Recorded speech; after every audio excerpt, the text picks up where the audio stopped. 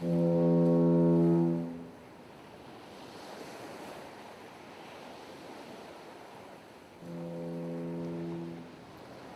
Tides is an AntiKs Entertainment affiliate. You can find us on social media at The Turning Tides Podcast on Instagram, Facebook, and YouTube, and at Turning Tides Pod on Twitter. For more information, or if you're interested in sponsoring the podcast, please contact us at theturningtidespodcast@gmail.com. Thanks for listening.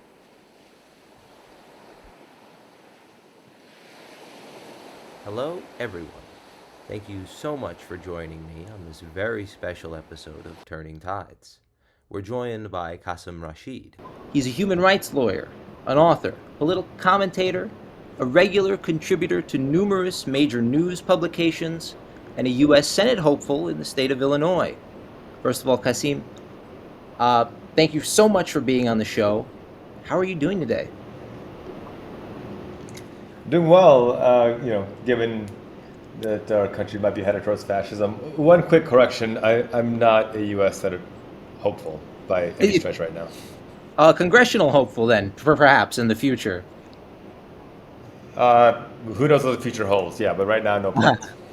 No plans right now. Okay, sorry about that. I understand you were born in Rawalpindi, Pakistan originally, but you moved to Illinois at an early age, and you attended college in Virginia before moving back to Illinois. So how was moving around and experiencing all these different cultures and societies, how did they impact your worldview today? Well, I did my undergrad here in Illinois. I went to law school in Virginia, and I think the ability to travel and to see different parts of the country and the world has been a blessing. I mean, it's been fantastic to experience things from different people's perspectives, different cultures. And when I say different cultures, I mean even within the United States. It's a very different culture in Virginia than in Illinois.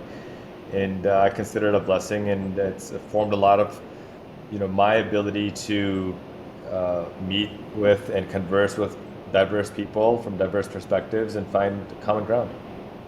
And it must have been very interesting, especially going to school in Richmond, the home of the former Confederacy. That must have been its own can of worms. Definitely was an interesting experience. I have a lot of fond memories of Richmond. I have a lot of good friends. It's the city of some really good people, and we certainly miss it.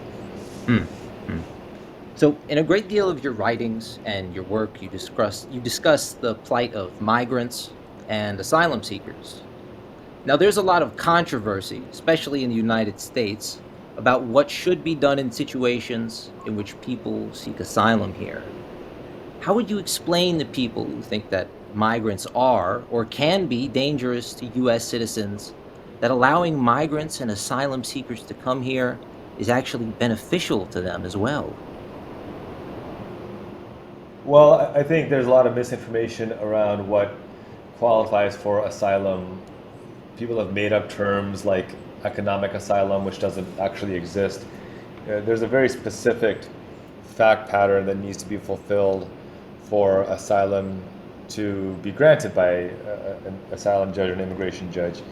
And there's a very low fraud rate simply because the process is so thorough and specific. The people who are fear-mongering about migrants, I think they should reflect on a couple of facts. There's a study after study. In fact, there was a study recently done by Northwestern University that looked at the last 150 years of crime rates and found that there has never been a situation where migrants, documented or undocumented, had a higher crime rate than U.S. citizens. So what that means is that if you have migrants, immigrants, or even undocumented immigrants living in your neighborhood, statistically speaking, it's safer than if it is just U.S. citizens. And I think the second point I would make to them is our immigration policy has never been based on justice. It's always been based on white supremacy. You had the Chinese Exclusion Act, you had the Asiatic Exclusion League, you had a complete ban on Asian immigration in 1924, and it wasn't lifted until 1965, and even then there were limitations, whereas prior to those restrictions on Asians and on people from African nations or from South American nations, you had basically open borders immigration from Europe.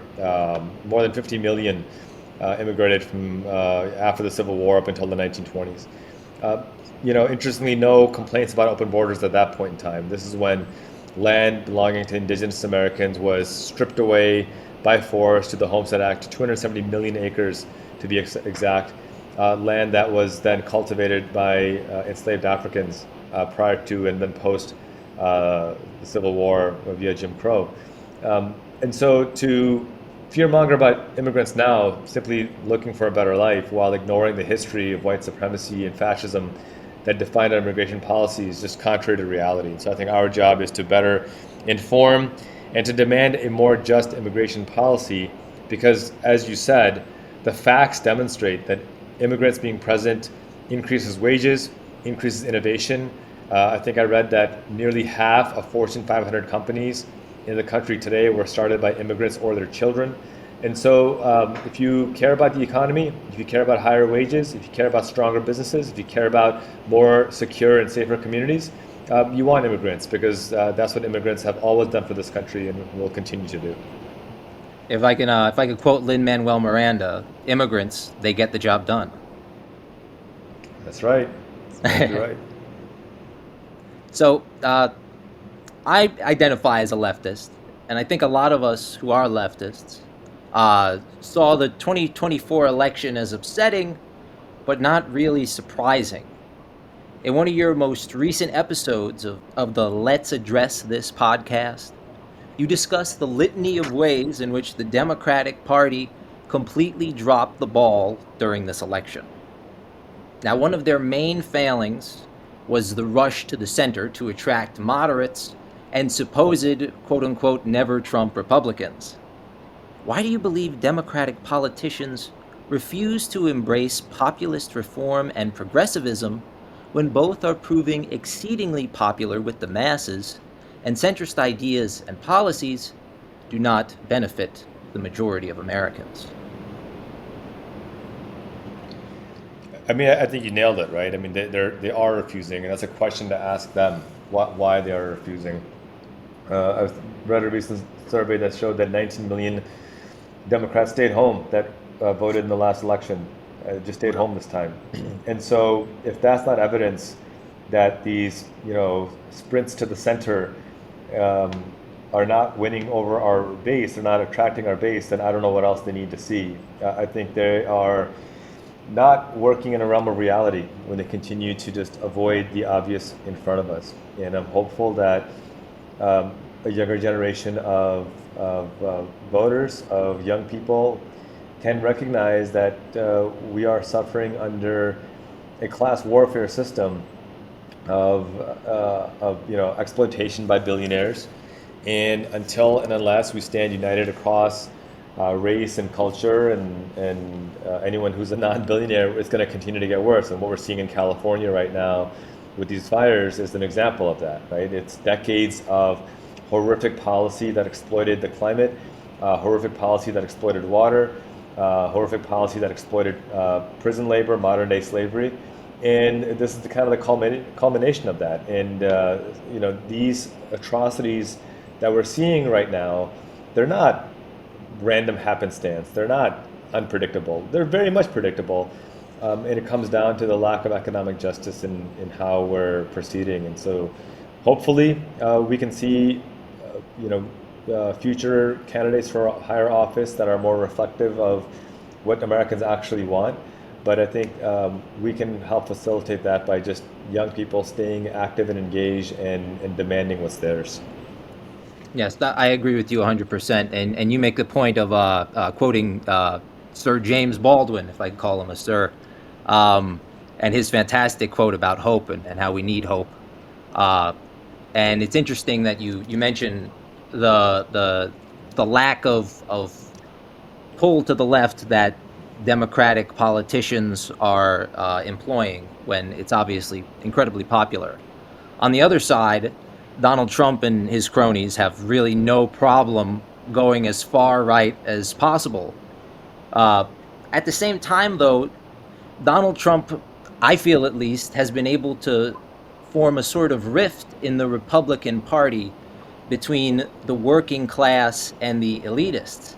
Do you feel Donald Trump should be credited even a little bit for inspiring this rift in spite of being an elitist himself?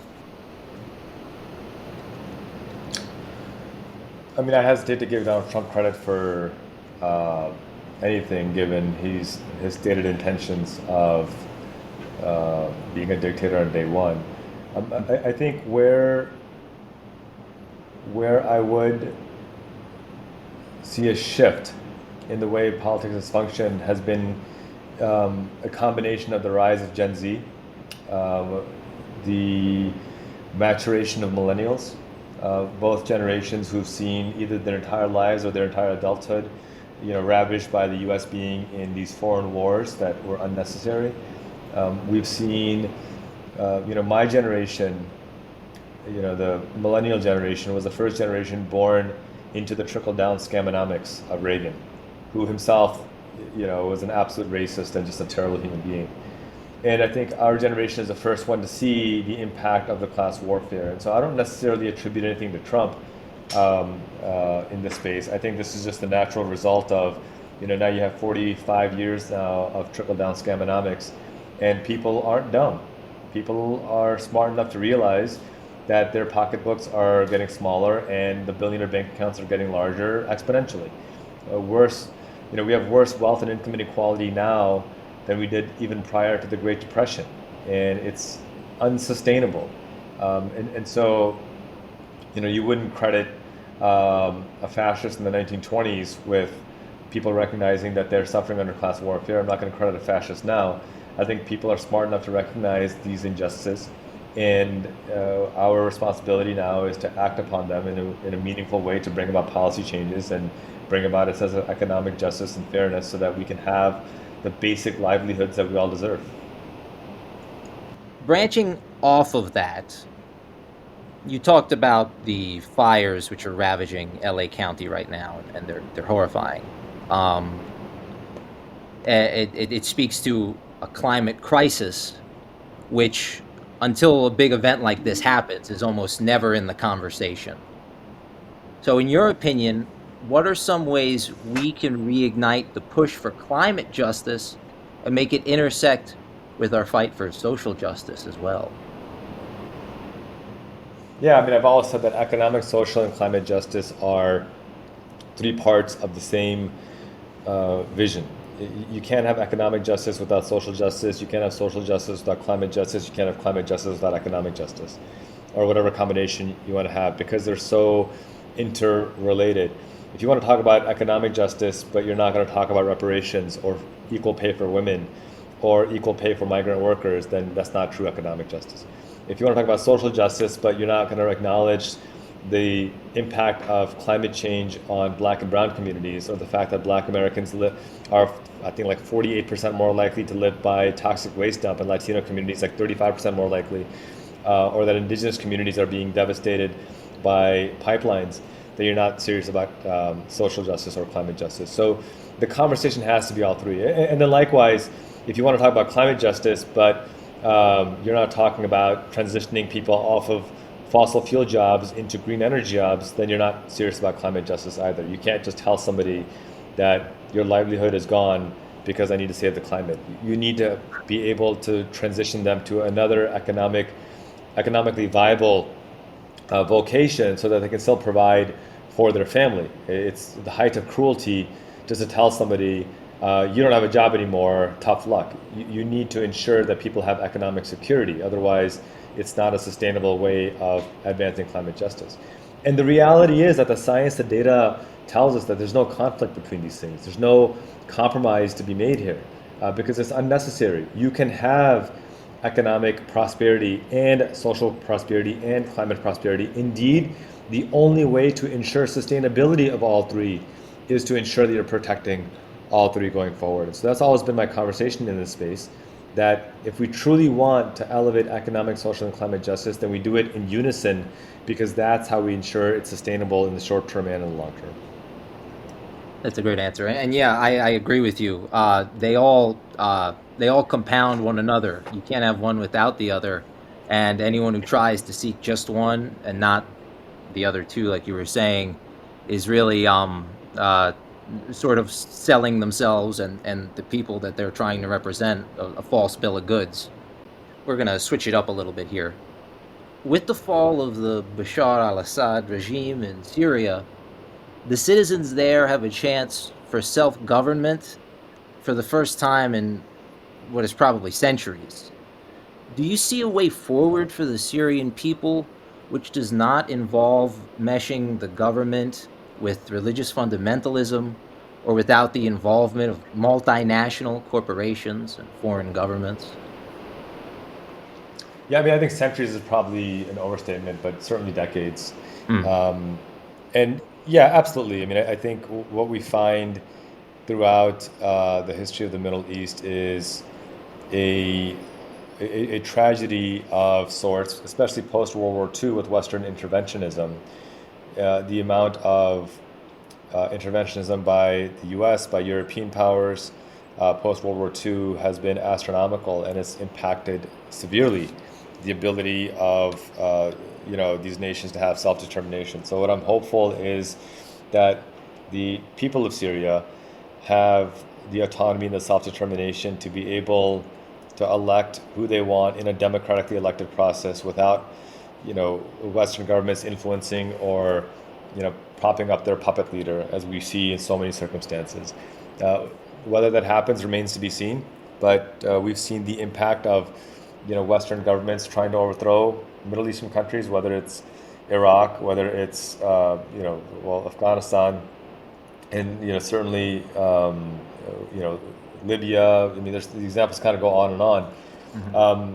But again, I'm hopeful that the people of Syria will rise up with on these tenets of justice, on these tenets of human rights for all their citizens, for all their residents, and I'm hopeful that Western governments will not interfere, will not dictate to the people of Syria what their future is, and ensure that the people of Syria have their own autonomy and self-determination. Mm-hmm. Yeah, that's the only thing we can hope for the resolution for any of these conflicts. And one genocide which is currently raging is the one against the Palestinian people in the Levant region of the Middle East. It's strangely enough a highly debated topic, especially here in America. This is strange because the funding of Israel's terror campaign against the Palestinian population is extremely unpopular, with over 60% of Americans wishing the United States would end its support of Netanyahu's apartheid-style government.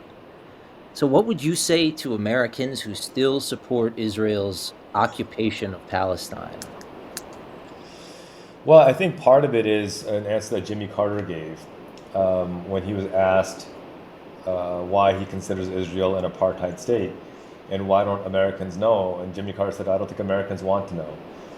And I think that's part of the problem here, that there are enough Americans who certainly recognize this massive injustice that's happening, and I think there's enough Americans who don't actually realize the lengths of these injustices. I was in occupied Palestine now almost 3 years ago, and spent about 3 weeks in the occupied West Bank, and on no less than 5 separate occasions, I, as a U.S. citizen, as an attorney, traveling with former Israeli soldiers, traveling with former U.S. Soldiers, veterans, was stopped at gunpoint by the Israeli military, forced to show my papers, forced to get off a bus. I was, strip searched, and this is me as a U.S. citizen. Imagine the injustice imposed upon ordinary Palestinians who don't have a fraction of the rights or privileges that I have. And so I think part of it is, telling the story in a way that can reach people. And, Lord knows that the people of Palestine have told their story over and over and over and over again. And it's one reason why Netanyahu is so bent on banning access to journalists to Gaza, why he has sanctioned Haaretz, the oldest Israeli newspaper, for being critical of him, why his regime has killed more than 150 journalists since this genocide began in October of 2023, more than any other country in the world. I mean, he's killed more journalists than any other nation in the world. And so, our job here is to help Americans understand that if you truly are somebody committed to the constitutional principle of equal justice, then here's an opportunity for you to exemplify that. And in doing so, you actually advance your levels of patriotism, and you advance your levels of national security, and advance your levels of integrity. The conversations I've had with folks across the political spectrum, once they've had a chance to understand that this is not a religious war, this is not about hating Jewish people. On the contrary, if we truly want to protect Jews and Christians and Palestinians and Muslims, then we do that by upholding international human rights law, by upholding justice, and by making sure that the U.S. government is accountable to its own laws. Remember, the U.S. State Department has acknowledged in multiple reports that the Israeli military is committing war crimes. And Blinken and Biden have ignored them shamelessly. They've ignored them.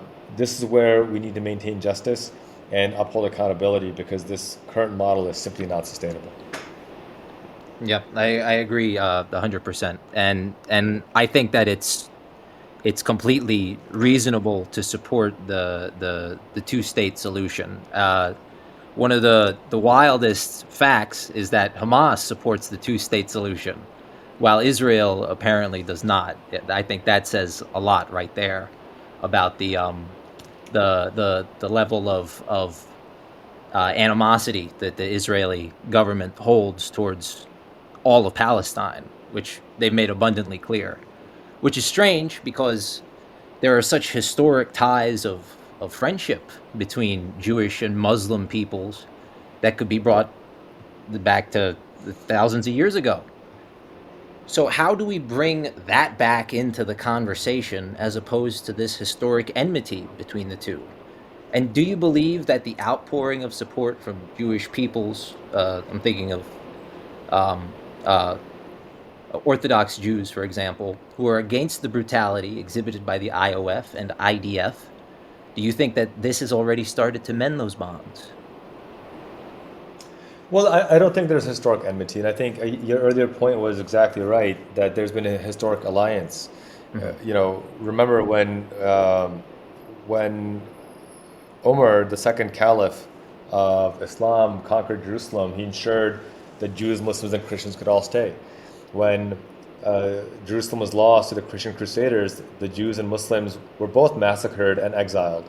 And then when General Salahuddin retook Jerusalem, not only were Christians allowed to stay, as provided they lived in peace, but Jewish people were allowed to re-enter Jerusalem for the first time. That reign lasted more than 400 years of Muslim control of Jerusalem, where Jews were able to live and worship freely without oppression, without discrimination. In Moorish Spain, for 700 years, Muslims, Jews, and Christians lived in harmony, and Jews were protected from Christian crusaders. They're protected by Muslims. So what we find is a history of unity, a history of alliance. I always point out that in the lifetime of the Prophet Muhammad, peace be upon him, he established the Constitution of Medina, which was a secular constitution. And among its 47 articles, I believe 18 says no Jewish person shall be wronged for being a Jewish person. It was explicitly clear that anti-Semitism has no place in modern or any kind of developed or civilized society. And I think that should be remembered once more. And it should also be recognized that this conflict that people want to try to call it as is actually genocide is not grounded in any kind of anti-Muslim or anti-Jewish animosity. It's grounded in a political ideology that is expansionist and colonial in control. And that's where we need to stand united. And as you pointed out earlier, it's no accident that more than 60% of Americans, 77% of Democrats, 63% of Americans want to stop arming Netanyahu, because Americans across the political spectrum, Jewish, Muslim, Christian, Hindu, Sikh, believer, non-believer, all recognize this injustice for what it is. And I think it is in that unity that we need to build upon. Yeah, and it's important to understand that the ties between Jewish and Muslim peoples go beyond just like oh, we lived geographically close to each other. There are so many Jewish and Muslim people who share direct linkage, like in ancestry and in genetics. These people are closely related. You want to talk about anti-Semitism? It's just as anti-Semitic to be despising of a Palestinian person simply because of their ethnicity. Because guess what? Palestinians are Semites too, technically. Yeah, I mean, genetically speaking, that's exactly right. We're gonna go back to America for a minute here, talking about the 2024 election again.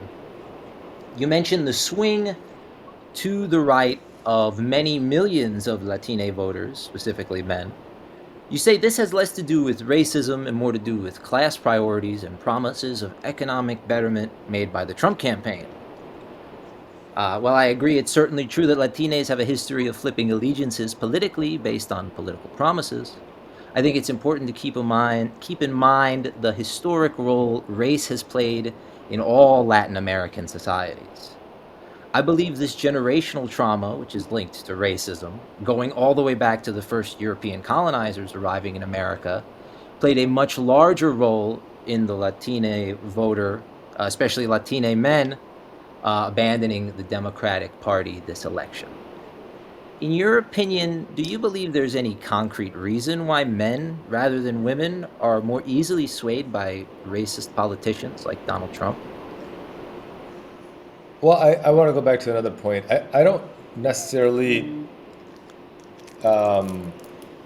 think it's entirely accurate to say that Latinos abandoned the Democratic Party. One demographic, Cubans, voted majority for Trump, but every other Latino demographic overwhelmingly voted for Harris. And Okay, and I think that nuance is important because it's accurate, and also I want to make sure we're not unnecessarily being critical of an already minority marginalized community. I think where we need to kind of focus our attention is on why is there a white lash in the post-Obama era? I always make the point that in 2006, when the Voting Rights Act was renewed, it was passed near unanimously in the House, near unanimously, I think unanimously in the Senate, and then signed into law by a Republican president. And it further, enshrined and protected voting rights and voting access. And in the 7 years after that, you had Shelby versus Holder, which overturned significant portions of the Voting Rights Act. And one of the big reasons why there was that backlash, this white lash, is because after the Voting Rights Act was re-enshrined and expanded, you saw for the first time in U.S. history black voter turnout increase or be at a higher rate than white voter turnout. Wow. And now you have Republicans trying to introduce more than 600 pieces of legislation nationwide to restrict voting access. You have more than 100,000 polling locations closed down, shut down across the country. That's more than half the polling locations in the country since Shelby versus Holder in 2013. And so, that's really where I think the focus needs to be on how do we stop this restriction of voting access. I don't think America is a red country. I don't think any state necessarily is a red state, with the exception of some. I think the vast majority are voter suppression states, and that's what we have to overcome if we want to protect our democracy. Yeah, great answer. And yes, it's important to know the specifics of the Latino vote, because just saying, oh, Latinos voted more for Trump this time is a misnomer, like you were saying. I mean, Latinos encompass 2 separate continents worth of people, 3 actually, if you count the Hispanics living in Spain and Portugal. So it's important to bear that in mind, and thank you for adding that correction to my oversimplification there. So you've openly called Donald Trump a fascist. I agree with you. He certainly exhibits many fascistic traits. These include, but they're not limited to, an intense nationalism, the alienation of the perceived other, as well as the subtle and not so subtle use of political violence for his own gains. Besides this, Trump, alongside right-wing leaders across the globe, have adopted what Slovenian philosopher Slavoj Žižek has called a quote-unquote soft fascism, in which powerful cabals use legality and the so-called rule of law to justify their pursuit of political power. How do you think we, as progressives and socialists, can approach moderate liberals and centrists with more success when trying to get them to stop excusing or ignoring this behavior and get them on the side of serious societal reform? Well, I think one of the ways is to make sure we're telling our story, making sure that we're being unapologetic in getting our story out there. Part of the reason why I launched my Substack, Focus on Human Rights, is to be able to address these issues with facts and be able to provide receipts with facts. And it's been extraordinarily successful. I think we have nearly 100,000 subscribers so far, getting read nearly 2 million times per month. The second thing I think we need to do is activate our own base. 19 million Democrats stayed home that voted in the last election. Make sure we're engaging and activating our own base and getting them involved. Voter turnout is still abysmally low compared to other developed democracies. And then finally, I think we need to just get more young people, more representative people engaged in local politics. Forget the presidency for a minute, forget, running for Senate or for Congress, but I'm talking local, hyper-local, the school boards, city councils, park district, library boards. This is where the meat and potatoes of democracy happens.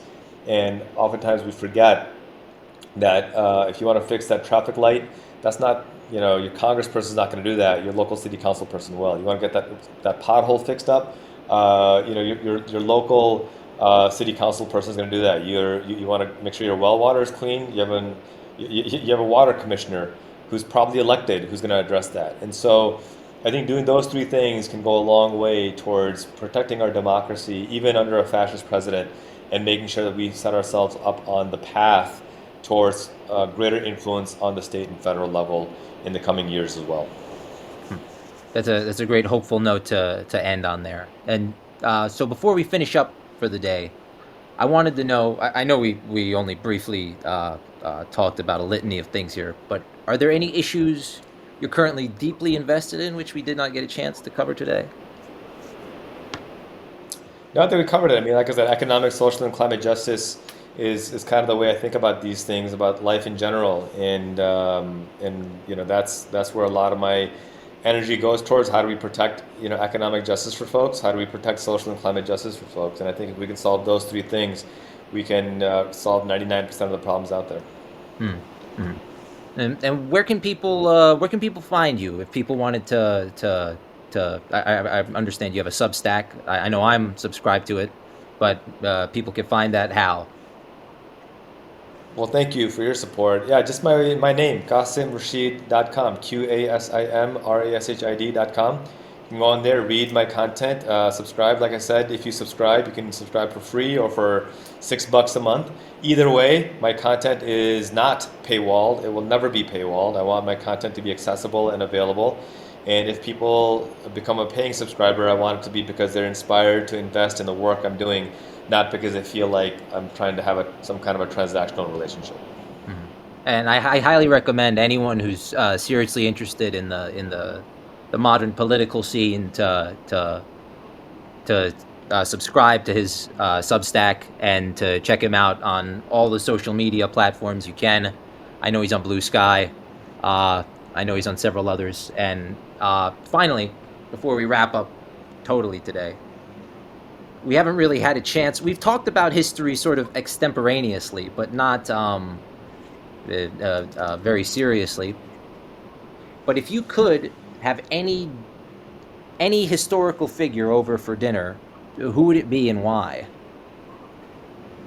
I mean, if I were to go way back in time, I would pick the founder of Islam, Prophet Muhammad. But I think closer to home, my dad arrived at the age of 26 in the United States back in 1976 with $30 in his pocket, and I I would love to just sit down with him as a 26-year-old, unmarried, no kids, and just see the world through his eyes and understand what his thoughts and hopes and dreams and aspirations are. My father, he's not well. He has Parkinson's, and so we're cherishing each day that we have with him.